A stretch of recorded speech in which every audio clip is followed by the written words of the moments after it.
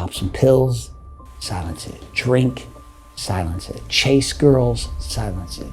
Get in fights, silence it. Fuck people up, go to the bar, go to the club. But when it's all quiet and everybody's gone, even when you're buzzed or high, there's a piece inside of you can't get away from. This little voice that keeps saying, rise,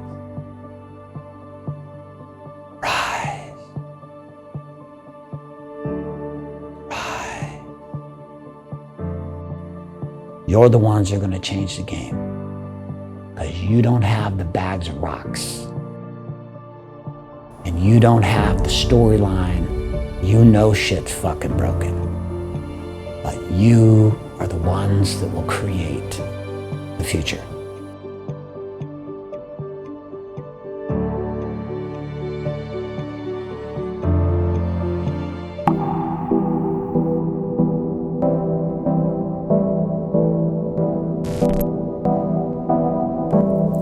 New day, new goals, let's own it. I'm in Dana Point, California, and I'm getting ready to meet up with one of the most elite modern day leaders on the planet right now. You may recognize him as the founder of Wake Up Warrior, a movement that I have so much respect for, especially because I'm getting ready to step into the next stage of my own life as a man, as a husband, as a father.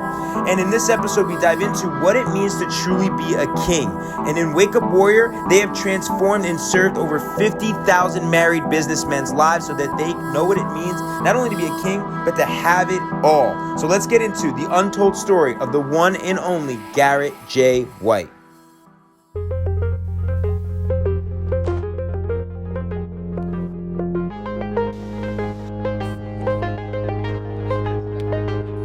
Gerard's leading you to lead. The term for those young entrepreneurs.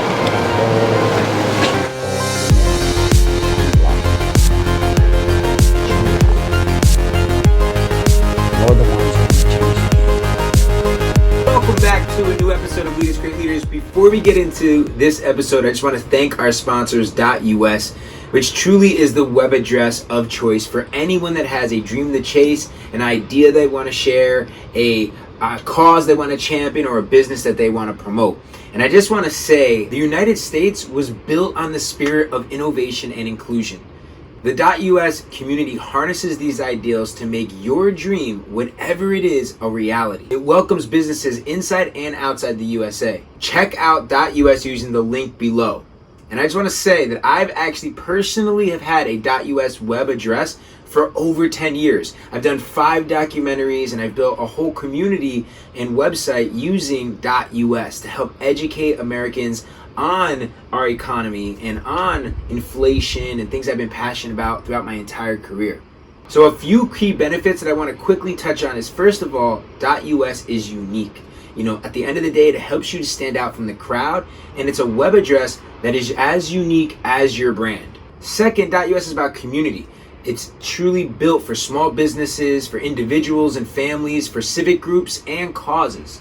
It's an opportunity for you to be a part of a community that shares your values. And last, .us is trustworthy. .us inspires confidence, lends credibility, and conveys an inherently high American standard of quality. Available not only to US-based users, but anyone with a foreign entity bona fide with a presence in the United States. So make .us an extension of you. Check out .us using the link below, and let's get into this episode. It's a pleasure to meet you in person, man. Yeah, absolutely. Welcome to the Dana Point life. Wow, it's beautiful out here. Yeah. What's up? What's up? We out here. Yeah, I know. You guys got me thinking now. I should start 75 hard. Damn, you look good too. How do you get the muscle? Wow. Yeah, Garrett, thank you so much, bro. Like, I can't wait to do so much great work with you, learn from you. I'm here to be a humble student. I'm here to do the fucking work.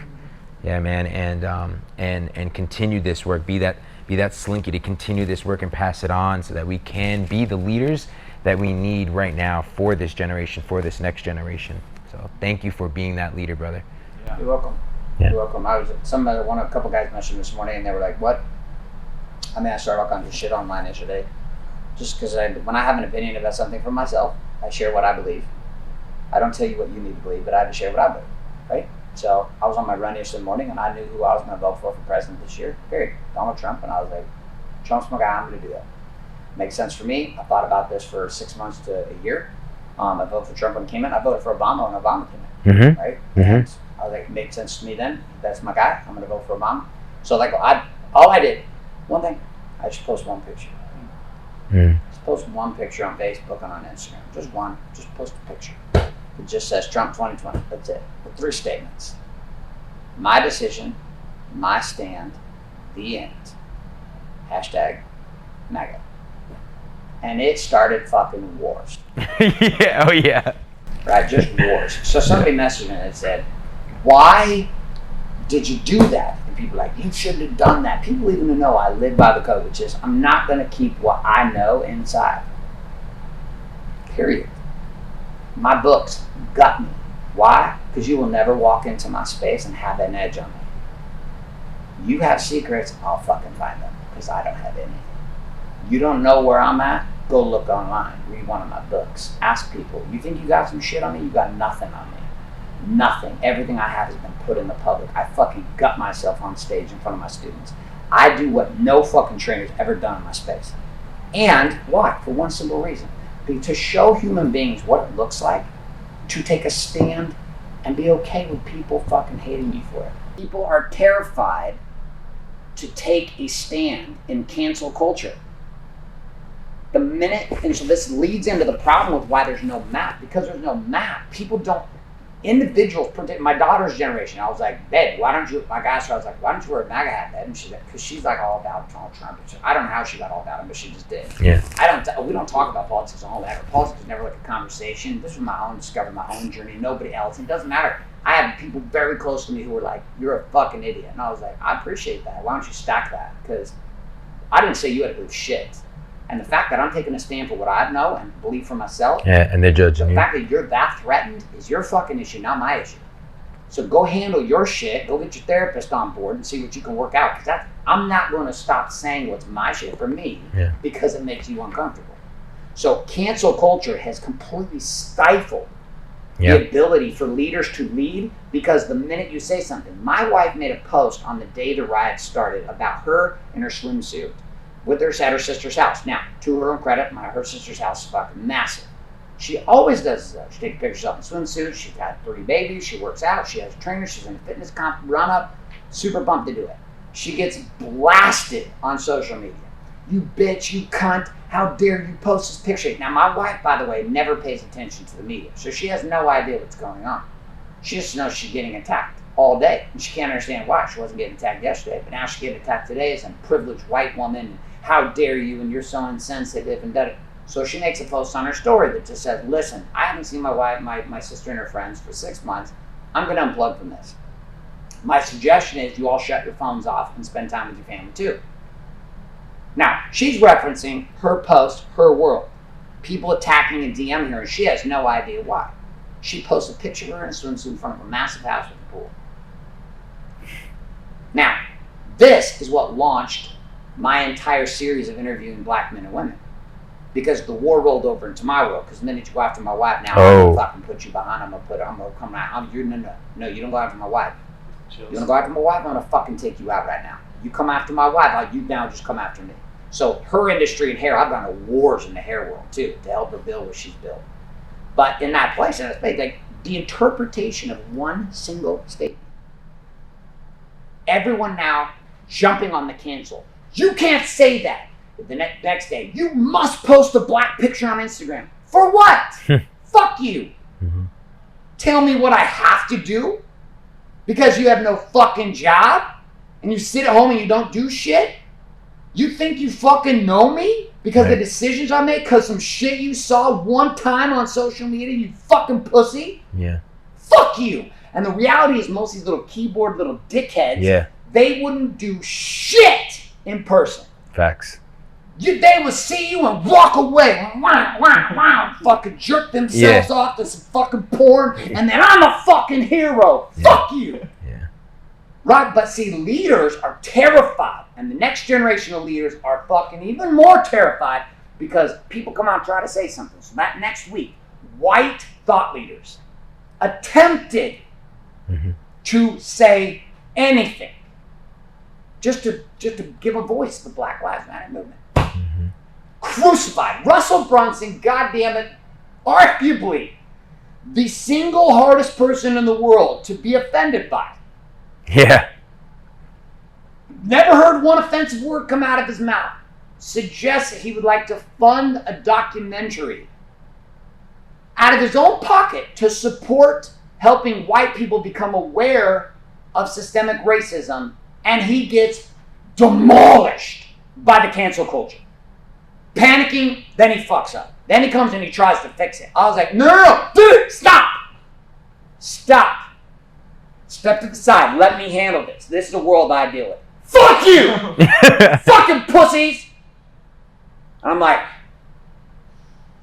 don't get me fucking started. And this is the society that we're building, is these fucking pussies who can't fucking leave themselves out of a goddamn bathroom jerk-off session with Pornhub, and that's the future. Dude, they reduced the standards in the military because we got such big fucking pussies. Wow. Kids' fitness, like across the board, and you're like, how do you change it? People are like, what is the problem? America is going to destroy itself. We're not going to lose to terrorism. We're not going to lose to global economic crisis. We're not going to lose to some fucking virus. We're going to lose because the next generation of leaders are weak as fuck, because the current generation of leaders are weak as fuck, and the leaders after them, there's no map. So the fact that you're even doing this and being willing to take a stand like this matters, because 20-somethings and 30-somethings they know they've got the gift, which is they know shit's fucked up. My generation still thinks it all works. They're like, nah, it all works. These kids are crazy. I said, no, it doesn't work. It's fucking broken. All of it. Education system, political system, the economic system, our money system, everything, our marriage system, obesity, our food. I don't give a fuck. Pick a documentary and watch one. I get it. We're fucked. And the thing we're most fucked with is that we don't even know ourselves. And so we spend all of our time like, you got, listen to what the fuck we do. We take fucking pictures of ourselves so that people can push hearts, for goddamn sake. I love you, heart. Until you say some shit I don't like, and then it's like, fuck you. Now I don't love you. Fuck you, pussy. And you're like, what? What happened? What happened? I was feeling so much love. And then you have kids fucking killing themselves over this. Yeah. Immediately after speaking with Garrett, I just was so fired up. I was motivated from his presence, his passion, and his energy. And really, I just thought there was a lot to learn from his perspective on the current state of the union. So I couldn't wait to go deeper and understand, how did he build this movement, and get a tour of his entire operations. It does look big on camera. The Divorce Your White video is so fucking cool, and like the way that you're able to just like turn and like from just all the different angles, but it just was like seamless, man. I was like admiring the face. Was that all like one take? That's insane. Damn, that is fucking sick, bro. What a fucking take. That's when you know, like, that's the reason why you built what you built, man. You know this shit inside and out. Like, you like fully fucking know it, man. Because I was like, because I was like looking, because I'm like, you're changing angles. I'm like, is there one edit? Like, you know, like, I couldn't believe it. It was like one full fucking hour-long perfect take, man. It was so... Fucking dance. It's a dance, yeah. What's your like preparation like for when you do these videos? Like, are you writing? Are you studying? Do you like really, like, what's that preparation like for you before you come and do like an hour-long presentation? Frameworks. So I started training with Brendan Burchard, who was the first person who I ever worked with in 2009 who started teaching.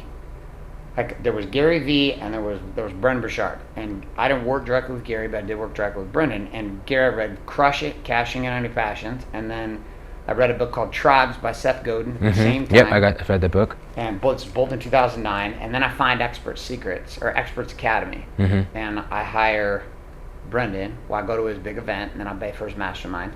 And then, dude, I would just sit, and he would always talk about frameworks. He's like, you have to, everything is a frame. If you just think through a framework, which was a sequence of, here are some ideas in a row. And he would always do his little stickies, and he would pull his stickies off the boards, and like back in the days, and it was like you would reveal this one, but everything seemed to have an order to the words.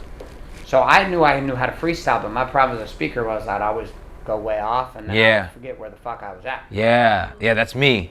And I'm like, fuck, where's this supposed to go? Yeah. And then I realized, oh, if I just create a line like body, being, balance, business, Right. or real, raw, relevant results, or, you know, perspective, power, production, profit, protection, then each one of these words in alliteration, my mind just accesses the data in the server. Mm-hmm.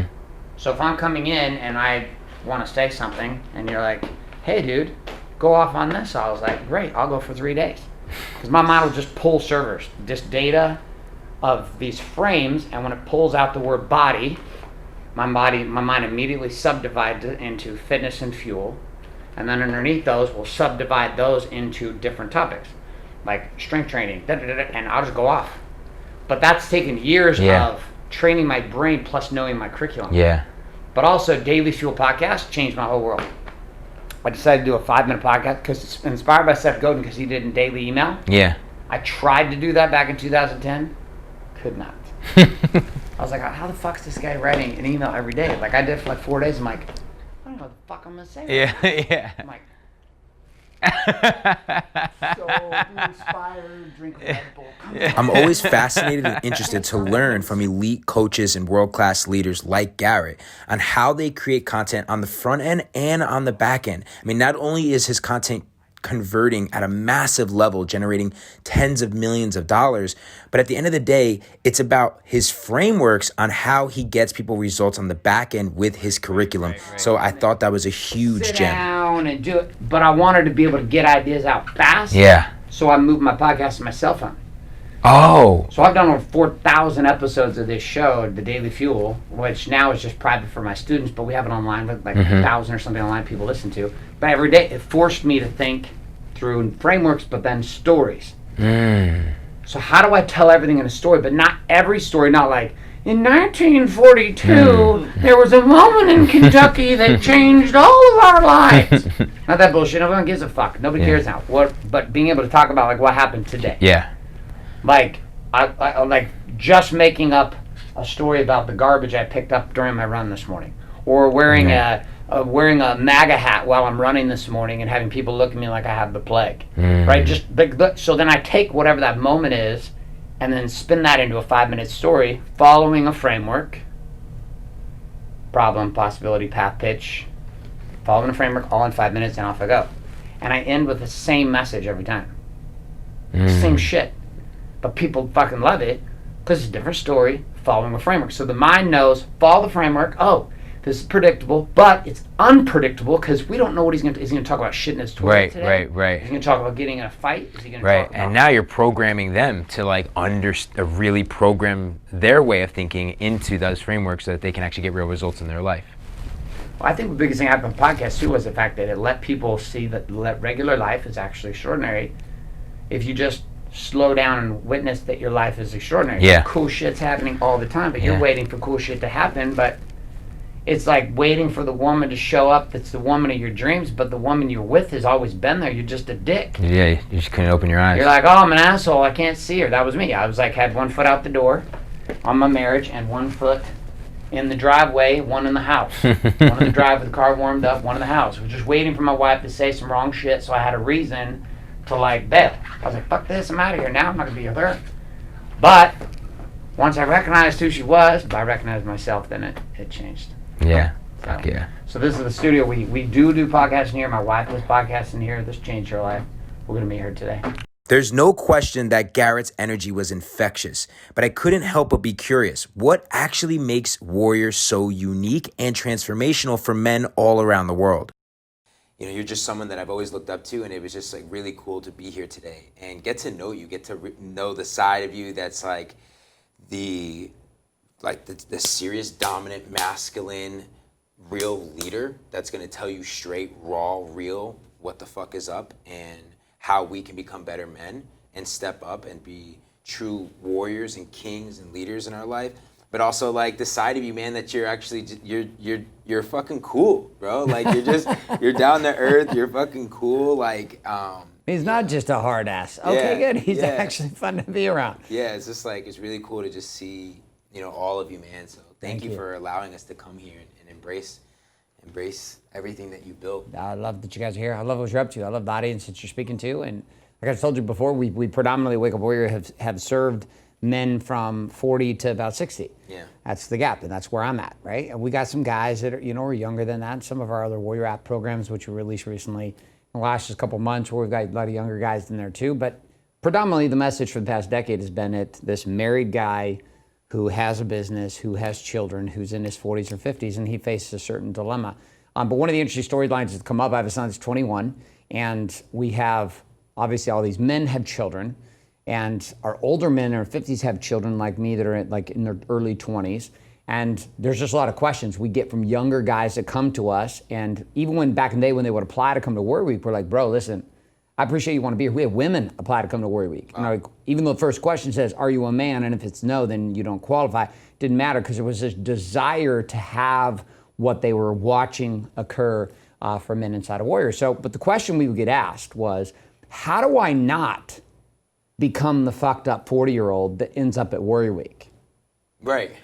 That was the question from the children of the fathers. So we would have the young boys in their teens, and then guys in their 20s, and then even guys into their early 30s who were just kind of getting established with a relationship that mattered, maybe had pregnant with the girlfriend, or wife was pregnant, about to have their first child. And they would say, how do I not do what my dad did? And this was for years. I would get asked this question, and I was like, bro, I serve married businessmen with children. And they'd be like, well, bro, but what about us? And I was like, what about you? Like, I'm trying to take care we have to establish what I'm doing here. If I can't help your father, there's no way I can help you. And then people come to say, dude, there's a whole generation of young men in their 20s and men in their 30s that are trying to figure this out, even teens. And so we started testing it on my teenage son. He was the youngest graduate of Warrior Week. He was 19 years old. He went through the entire process by himself, fought, did everything as a man in the mix. And then there was a couple younger in their 20s that we started letting into the mix to see what happened. And what we saw happen was two really interesting things. The first one was not only was it relevant, it was easier to implement. Because if I take somebody who has spent 15 to 20 years fucking things up a bit, and now we have to unfuck ourselves. But if I have been in the mix and I'm passionate, and you've been following Gerard, and you've got this desire, you're like, dude, I want to lead. Like, I see what he does. I want to lead. I want to be that guy. I am that guy. There's a fire in you. You're like, I am that guy. And then comes the next piece. Well, okay, what do I do? Well, the good news is you don't have all of this history of marriage, divorce, 4 children, 3 children. A lot of you don't have the baggage to deal with that we had to deal with the guys. So that means we can actually take you to the path quicker. The second piece is, between the apps, the books, the curriculum, the coursework, and the maps, we know where we're going now in a way that we didn't know for the first 10 years. At a level we couldn't know. It took thousands of graduates of these programs for us to figure out, wait a sec, this is fairly predictable. So our young guys, like my son, our integration with guys in their 20s takes several months compared to several years. And guys get it. It's like the playing of this, the principles of it work super, super fast. And to be a leader today, like we've watched it. It creates a little bit of a dilemma, I'm not gonna lie, which is it puts you at such a level of power that it becomes difficult to connect at times with people your age.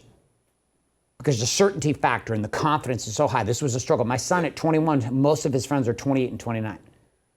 The guys he runs with, because it's very difficult to spend time with kids his age now, guys his age, after he went through all this process, because he just thinks at a whole nother level. Hence the reason why guys like you exist. I even told you this about my son. I was like, listen, I'm his dad. I'm a decade too far down the road. I'm almost 44. I'm 44 right now. I'm just a decade down the road too far. But if I back up and you all are sitting here listening to Gerard, you have somebody who's like a bridge builder in between this. You have a unique situation. He's not a brand that just started talking about some shit and he's a good looking man. I get it. Look at him. Fucking good looking. I get it, right? You're like, oh, he's fucking good looking. He's got a 6-pack. He's got a cool fucking earring. He drives some cool cars. I want to be like Gerard. But the difference you don't see, this guy was a businessman who built shit long before he started talking to you. And that's the dilemma, is that there's so much bullshit online right now that you're listening to about what it is to be a leader from people who have never built any business in their lives. So you have a guy who's saying, I want to teach you how to be a leader, but on the backside of this, you have a foundation of business experience, wisdom, and results. Not theory, not some guy running his thumbs in his mom's basement, like legit business experience. So when you take that piece into play, and then you add in this new conversation that you're stepping into, you went down the plant-based life to figure out some of it, and we just hear warriors saying, hey, listen, there's a way to pull this off that makes you bulletproof in your generation. Like, you want to lead? Great. How do you do that? We have tools of what we do here and some conversations that if you can get them, it's game over. Now, who's going to guide you down the path to go figure the business game out? Gerard and the rest of his teams, right? But the certainty factor today is the piece you need more than anything. If you can just fucking communicate and talk to people, if you can have powerful communication and hang with Gerard in a conversation or be with men older than you, around your age, 5 years, 10 years older, but you can speak with certainty, but you understand your generation at the same time, you can talk just as well as you can type. You can communicate as well as you can pontificate what's the next response to the girl on Tinder. What's the perfect line? And you strip away all the scripts and you say, I'm going to lead from a frame of certainty and power. I'm not going to lead from a place of scripts and what am I supposed to say next. So I think they do this, that the group you lead, unlike the group I lead, we come in with the group of guys I've led for a decade come in with huge, heavy bags. Like they show up to my front door with like bags filled with rocks. And you're like, why are you carrying all these fucking rocks? And they're like, I'm not carrying any rocks. Like, drop the bag of rocks. I don't have any bags of rocks. Fuck you. And you're like, yes, you do. I'm tired as fuck. Drop the fucking rocks. I don't have any rocks. Drop the rocks. Don't have any rocks. Shut the fuck up. Hit the ground. And next thing you know, like, where's all these rocks come from? You're like, dude, you've been carrying those for 2 decades. The crazy part is you watch your dad do this. You watched your dad carry the duffel bags of rocks. You watched your mom go through being with your dad carrying the fucking bags of rocks. You aren't stupid. Your whole generation, you got one thing going on for you. If you're millennial or younger watching this, you have one major advantage. You know our systems are fucked up. Congratulations. Because guess what? That's what I spend most of my time doing, is helping 40, 50, and 60-year-old men see how fucked up our systems are. You already know this. Bravo. Bravo. 2, you got technology, which means you can do stuff faster than we ever could. But here's where your challenge comes. It's not enough to just be wanting to be a leader. Like, you have to actually understand the fundamental principles that affected all generations of leadership. And it has nothing to do with likes. Nothing to do with likes and hearts and who thought my shit was cool and whose DM I slid into. Like, there's a whole baseline of just understanding yourself that's like crucial. And this is what you stand for. This is what you're doing. And the first step we were talking about, you and I were talking about, was like this whole, we were talking about at lunch today, was just like, you've got to come to terms with what the truth is. Yeah.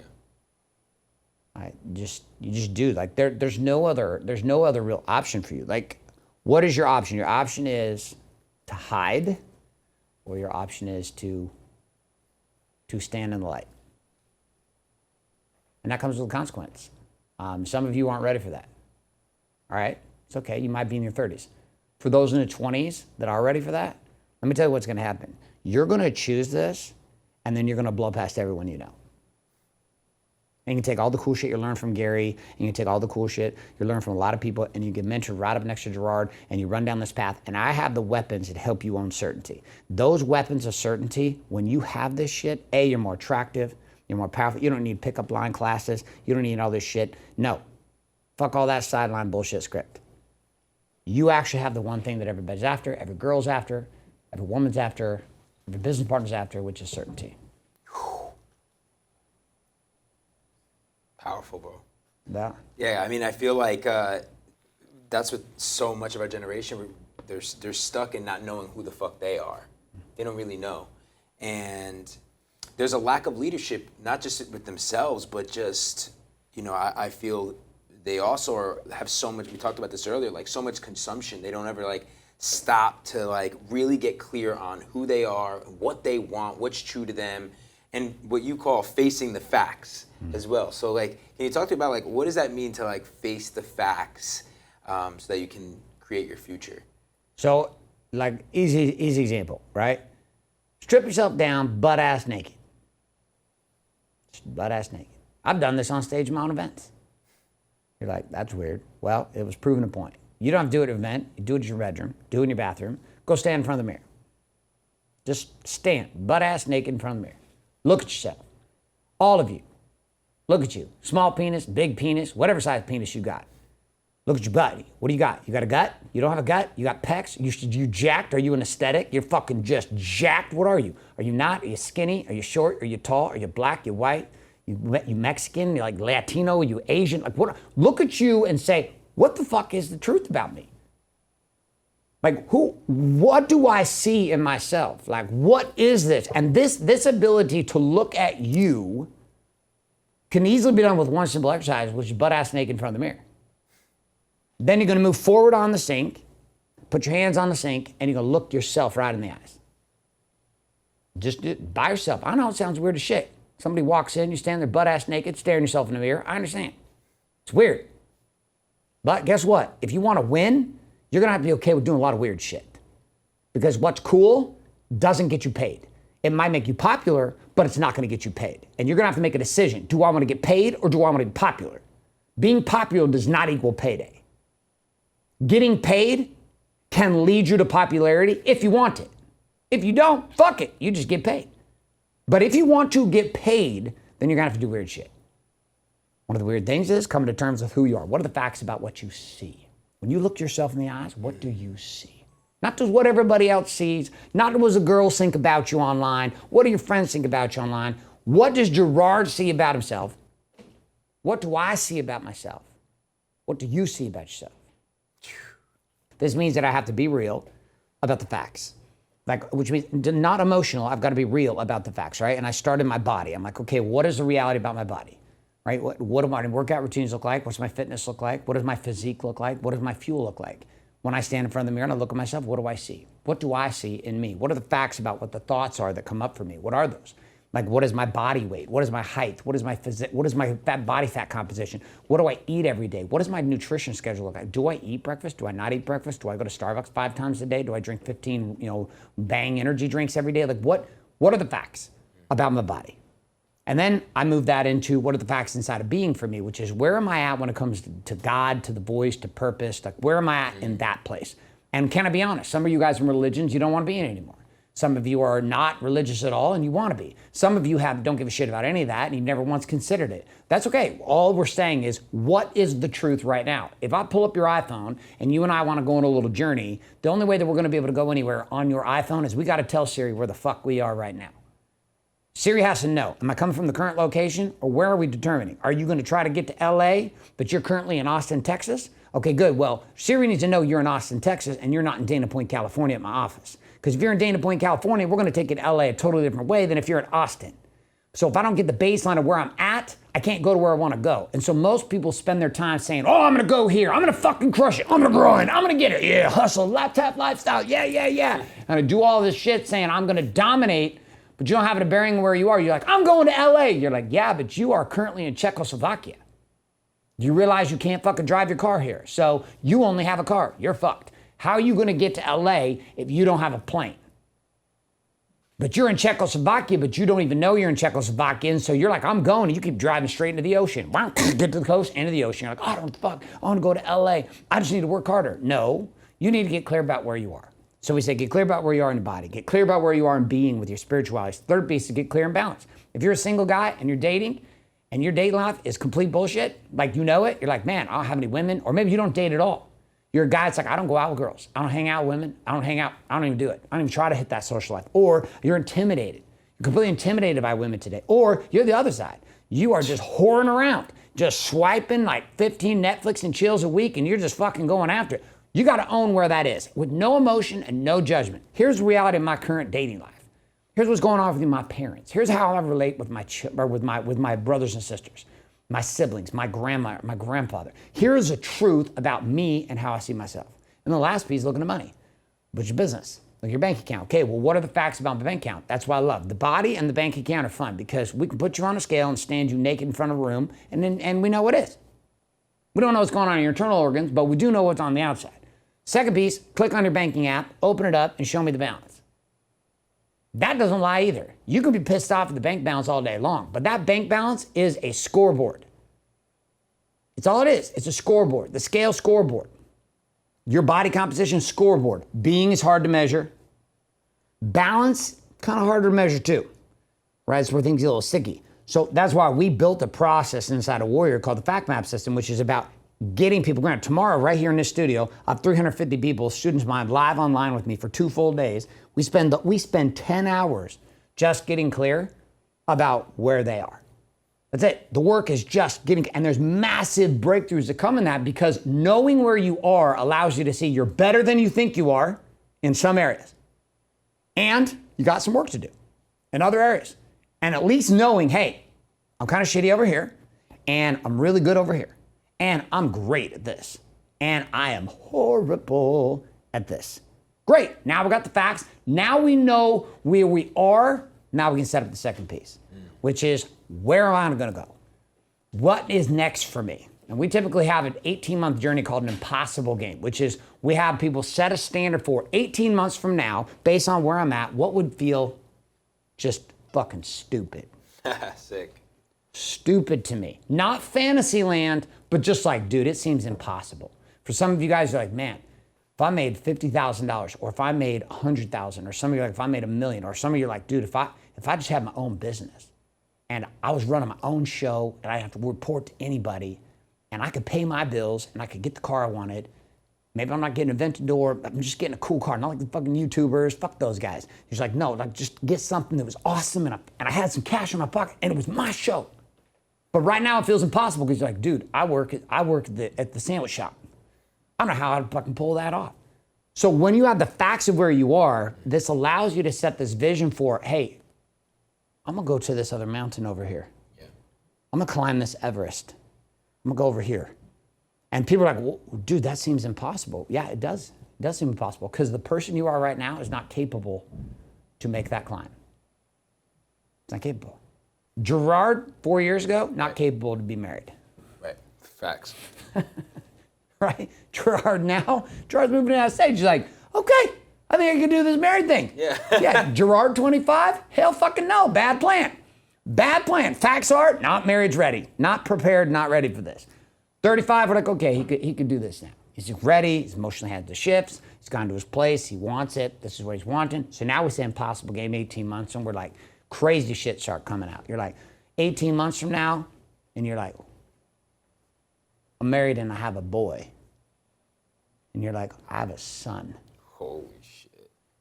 I'm not only married, but I have a son. And you're like, oh shit.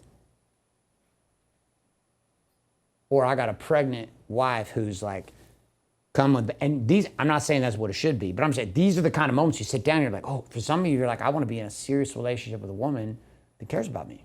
I don't want a plastic woman who wants to come over and use me, and I don't want to use women anymore. I want something real for me. I want to experience that. I want to experience what it is to have my opinion about God, not what my parents say it is. I want to know what that is for me.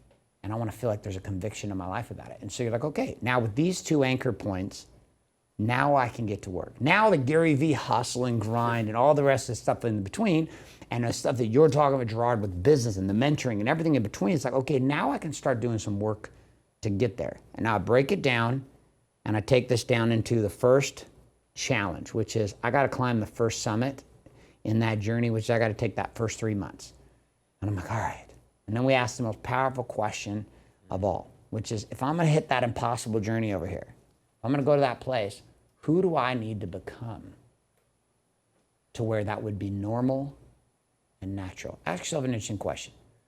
All right? I have several very expensive cars compared to what my life was growing up. Could have never fathomed that my daily driver would be a $500,000 car, like a Aventador. Like I never would have thought, oh, I just drive to work in my Aventador. People are like, I'm not an old dude that shoves it in the garage. Like, oh, I got an Aventador. Oh, I drive it for 20 minutes every week. Oh, don't want to put any miles on it. Fuck that, I drive the shit out of this car. If you had come to me as a PE teacher I made $1,400 a month. Wow. The insurance alone on this car is like $1,200 a month. Just for the fucking car insurance. And you told me, hey, dude, you're going to have that car just because you can. And you're going to have this other car. My daughter came home and she's like, Dad, you realize that every single one of our cars is in a Cardi B song? I was like, no, I didn't. And I went down. Mom's married me. Oh, yeah, I guess they all are. All right, good for her. I guess she has the same cars. Or maybe we have the same cars as her. So you're thinking that you're like, who would I have to be to make that happen? Well, first thing you'd have to do, you'd have to have more skills in serving a sandwich. Because the guy that serves the sandwich, he doesn't get the Aventador. The guy that owns the sandwich shop and 7 others, he gets the Aventador.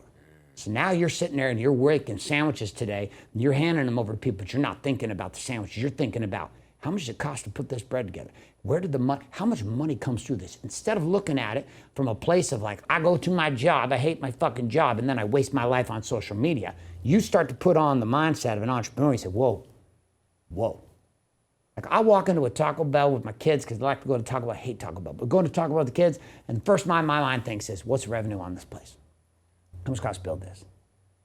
I wonder who owns this. I wonder how many he owns. She owns. What's this all about? Everything different. It's like the same time. You went from here, okay. All right, here's the piece. Get this. The shift between you being a content consumer and you being a content creator will change your whole fucking life. Facts. I mean, what happened? Like you went to a place where 4 or 5 years ago and you started pushing like the shift between, hey, I build businesses, I consume some content, I give content to my teams, to my partners, to our clients, but you weren't trying to broadcast out like this, that leaders creating leaders, none of this was here, and you made a decision. What was the shift for you to go from, hey, I'm a guy that reads books and builds businesses, I'm a guy that hires team members and builds businesses and sells companies, to I'm a guy who's going to create content for people to consume?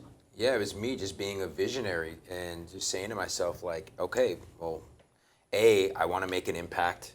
I want to live a legacy. But B, it was business too. Like, this is the future. Like, if you're not thinking about content, you know, and building a media company within your business, you're going to get left behind, period. You know, so 100% it was also a business decision because I'm my own greatest asset. Massive. Look at the shift. You are your greatest asset. Now, the disadvantage of this too is that you're also your greatest liability. You're your biggest fucking problem. It's not Trump, it's not Biden, it's no president, it's no movement, and it's not another race. I know that's probably hard for somebody to hear that. Good. You're your biggest fucking problem. Don't care what religion you're in, don't care what race you are, don't care where you came from, don't care what your parents' situation is, doesn't matter. You are your greatest problem and you're your greatest opportunity. You are the fucking terrorist you're terrified of. You're worried about other people. You're worried about terrorism outside of you. You're worried about people doing shit to you outside. You're worried about people's opinions on social media about you. But the worst part is, you haven't once considered that you are the problem. That's the reason why you stay stuck at the sandwich shop. That's the reason why you stay stuck in a shitty job. It's the reason why you stay stuck in an industry you don't love. It's the reason why you continue to do the things religiously or not religiously because of what people have told you to do, because of what politicians have told you, because of what social media, because of what fucking TikTok has told you to do. Why? Who the fuck is TikTok? You become popular because you can do a goddamn 15-second dance? What the fuck is that? The fuck is that? Seriously. That's leadership? Get the fuck out of here. Your ability to dance, unless you're going to Dancing with the Stars and become a professional fucking goddamn ballerina, fuck all that shit. Worry about what? What is going to get you paid? So now you ask a better question. How can I own the platform that people like to do this crazy dancing shit on? Who would I have to be to create a platform for people to do weird shit like that? To get advertisers to come on a platform because there's millions of people doing what? Swiping 15-second videos. But this requires you to see that you are the gateway to the gift. You're the answer. Not your mom, not your dad, nobody else. Gerard is a mentor and a guide to seeing something. Seeing something in yourself. If you don't see yourself from that place, and people say, I want to love myself. Okay, let's put that aside. That's a little marshmallow, okay? Fuck it. I don't care if you love yourself, you don't love yourself. But what you better do is respect yourself. That means the hours and hours of swiping on that fucking cell phone. It's not making you smarter, it's making you dumber. It's not leading you, and you're definitely not leading anybody else. What if you could flip the script? What if amidst all the noise, you became the boulder in the river? What if you became a leader to your generation, and you said, we're going to stop the insanity? And you took a stand. And some of you watching this right now, there's a beating in your heart. There's a voice that's tickling. It's calling you. It's not mine, it's not Gerard's. And it's speaking to you and it's saying, listen, listen. I feel something here. I need to do something. You listen to a leader who's been giving you some of the greatest interviews, content, curriculum, and opportunities. Dude, I don't do this shit for anybody, but I'm doing it for him. Why? Because he's plugged into the thing the same reason you follow him. The reason why you follow him more than you follow anybody else. Because he has access to this thing that you feel. When you're quiet in your house and nobody else is around, you're just you and your cell phone. There's a peace in you that you start to feel and you can't turn it off. And you don't know what it is and it's confusing, so some of you smoke.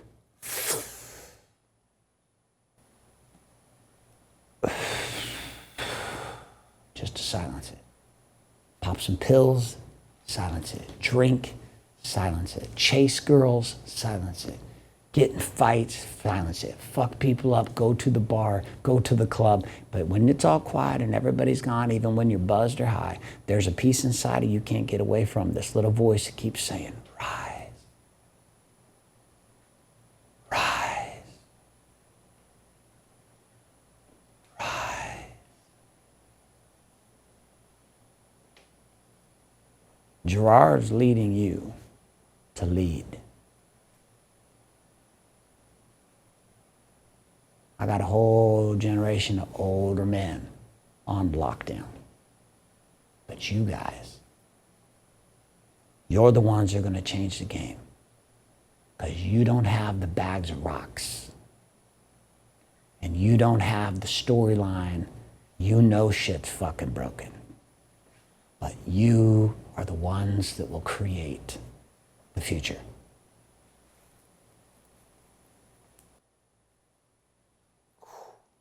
Let's fucking rise. Let's fucking go. Yeah, my man Garrett White. Bro, thank you so much for pouring into our community. And yeah, this has been so powerful. Today's been so powerful. I'm excited, bro. I'm excited to continue this journey with you, continue to be a humble student, continue to be a vessel, and to lead. You know, I'm in this fight. We talked about it earlier, but there's a spiritual war right now. And I'll come in this battle with you, brother, like 110%. I am every single day in this fight with you. And, you know, I know that this has been divine, you know, to meet you and to be in your presence and to learn from you. And I'm very, very grateful. And if you're watching this, this is it. This is your calling. How can you rise? How can you face the facts in your own life? Nobody's going to be able to do it for you. You have to do it for yourself. All right? Make sure to check out Garrett, check out everything that Warrior has to offer. I already know that this is, you know, definitely opening up for our generation. So I'm excited to see how we can bring Warrior to all of you guys, for you guys to be involved and learn how you can step up into your kingship and really be the leader that you were born to be, so that you can leave and live that legacy. Thank you, Garrett. You got it, brother. Thanks, guys, for being here.